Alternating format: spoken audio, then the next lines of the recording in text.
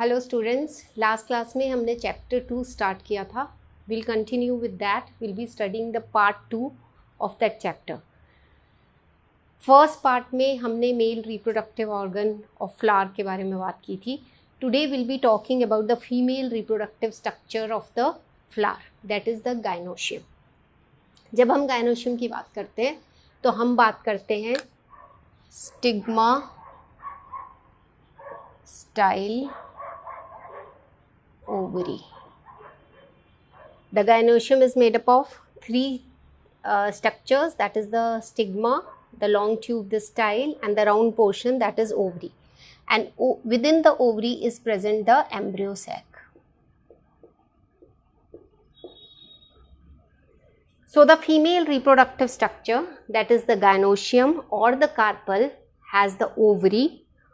Inside the ovary, this is the ovule, which is born on a structure known as the placenta. Ovule is also called as megasporangium, and within the megasporangium is present the embryo sac or the female gametophyte, which has the megaspore or the female cell. So ovary is having the ovule, ovule has the embryo sac, and embryo sac has the female cell.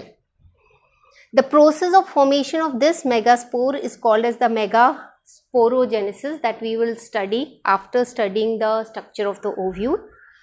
So let's move on to structure of the ovule. So ovule, as I said, is attached to the placenta. It is attached by a stalk which is known as the funicle.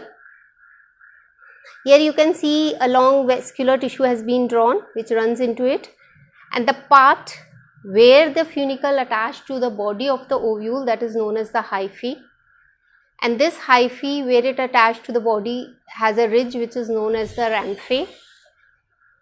One end of the ovule is known as the chalagial end, the other end is known as the micropyle end. It has two coverings, the inner integument and the outer integument. Inside, as I said, the embryo sac is present. Ovule, on the basis of its position, is of different types. It can be atropous or also called as orthotropous. When this chalagial, micropyle, everything lies in a straight line, then upright ovule, it is known as the atropous or orthotropous ovule. For example, in gymnosperms, in beetle. So the atropous is found in beetle, in gymnosperms.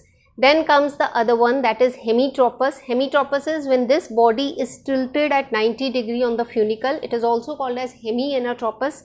Example, ranunculus. Then another one is anatropous. Anatropous is when it is turned to 180 degrees, then it is anatropous. That is also we call as an inverted ovule. And most of the angiosperms have this kind of ovule, that is anatropous ovule. So mainly you are asked in exam, draw a structure of anatropous, that is the inverted ovule. And most of the angiosperm, as I said, have this type of ovule. So a typical ovule, if we say a typical ovule of angiosperm, it is the anatropous. Then the next type is chemilotropous. Chemilotropous is the curved type of ovule. In this, the nucellus, that is this tissue around the embryo sac, the nucellus, it is in a curved position, and the micropyle come very close to the hilum. It is found in Crucifer family, it is found in Leguminosae family. Then comes the amphitropous, which becomes like horseshoe, and it is called as the horseshoe structure. It is found in Mirabilis, in poppy. And then is the Cercinotropous. Cercinotropous is found in Cactaceae family, mainly in Opuntia. And in this, the body is rotated to 360 degree, that is it gets inverted and then again upside. That is, it has turned 360 degree. So it is a coiled ovule. Then we are talking about the gynoecium or the carpel. The ovary on basis of the carpel can be monocarpellary ovary, it can be multicarpellary ovary. Monocarpellary मतलब एक carpel present है, multicarpellary मतलब more than one carpel present है, और ये carpel अगर free हैं, आपस में जुड़े हुए नहीं हैं, फ्री हैं, तो it is known as the apocarpous ovary, and if they are fused together then it is syncarpus. I have written one example, Michela and Pepova according to your CBSE, so you can learn this. Then ovule can be one, ovule can be many. It may be one, for example in wheat and paddy, there can be more than one ovule, for example in watermelon, in orchids, in papaya. So we talked about the basic structure, that is stigma, style, ovary. We talked about the ovary has the ovule, which is also known as megasporangium, and this has the embryo sac, and inside embryo sac is the megaspore. Now I would be talking about how this megaspore is formed. The process of formation of megaspore is known as megasporogenesis. So we'll be talking about megasporogenesis now. So students, we have discussed about the female reproductive part. Now let's start with megasporogenesis. Megasporogenesis means the formation of the megaspore from megaspore mother cell. How does this happen? Nucellus, it arises as an outgrowth from the placenta. Nucellus basically इस time पे क्या है, वो एक meristematic tissue है which is being surrounded by a thick epidermis. तो nucellus develops from the placenta and is surrounded by a thick epidermis, and basically nucellus is composed of meristematic cells. So from this epidermis, one of the hypodermal cell, one hypoderma is just below the epidermis. Epidermis के just नीचे जो cells हैं उनमें से कोई एक cell, hypodermal cell, it becomes more prominent and we call it as archisporial cell. अब ये आर्चीस्पोरियल सेल दो में डिवाइड होता है. It forms the primary parietal cell and it forms the primary sporogenous cells, as we have studied in the male reproductive part as well. तो primary parietal cell जो होता है, इट में फॉर्म टेन्यून्यूसेलेट और क्रेसीन्यूसेलेट. टेन्यून्यूसेलेट मेनली फॉर्म होता है गैमोपेटले में.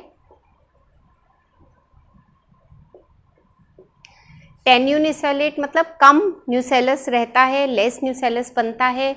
It may be in a single layer, और ये किस में देखने को मिलता है? उन फैमिलीज़ में जिनमें गैमोपेटले होते हैं, गैमोपेटल्स होते हैं.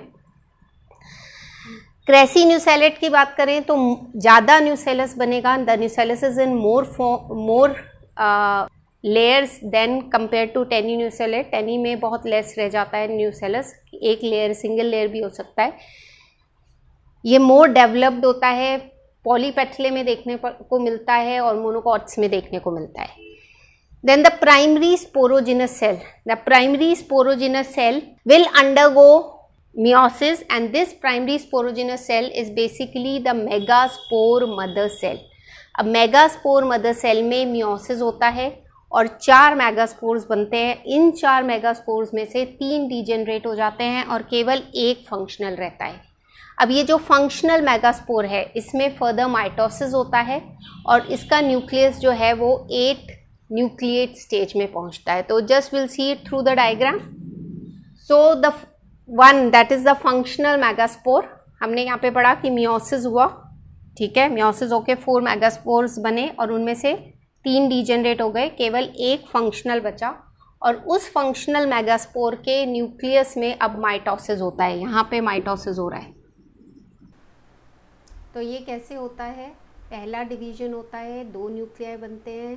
सेकंड डिवीजन होता है, 4 न्यूक्लियाई बनते हैं और फिर 8 न्यूक्लियाई बनते हैं.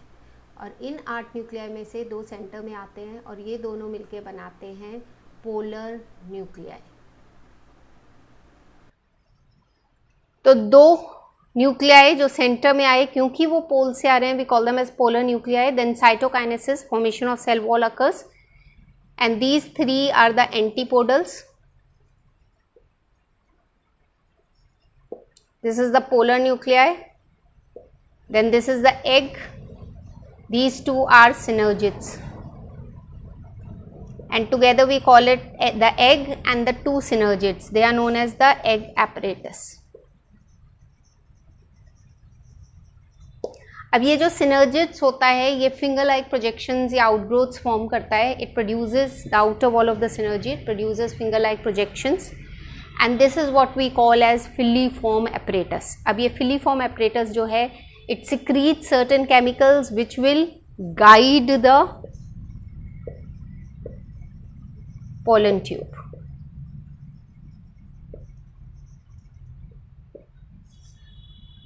So this is all about megasporogenesis. So we have completed the male reproductive structure in lecture 1. Here we have done the female reproductive, that is gynoecium, and how the megaspore helps in the development of the embryo sac. We have to note one more thing here. This is 7-celled and 8-nucleate embryo sac. This embryo sac formed is 7-celled. इसमें 7 cell हैं, 3 यहाँ पे, 3 यहाँ पे और एक बीच में, तो 7 सेल हैं. लेकिन न्यूक्लियस की बात करें तो 8 हैं. It is 7-celled 8-nucleate and this was discovered by Strasburger in Polygonum. And therefore it is also known as polygonum type of embryo sac. We also call it as monosporic development. Why do we call it as monosporic development? Because the development of embryo sac is from single megaspore. It is from one functional megaspore. So it is called as monosporic development. So that's all in the female reproductive structure or the gynoecium or how the megaspores form the embryo sac. We have already done the androecium and now we have completed the gynoecium. So we have studied the development of the microspores or the pollen grain. We have also studied the development of the megaspore or the egg, and now we will further study pollination and other characters in lecture 3. Thank you so much.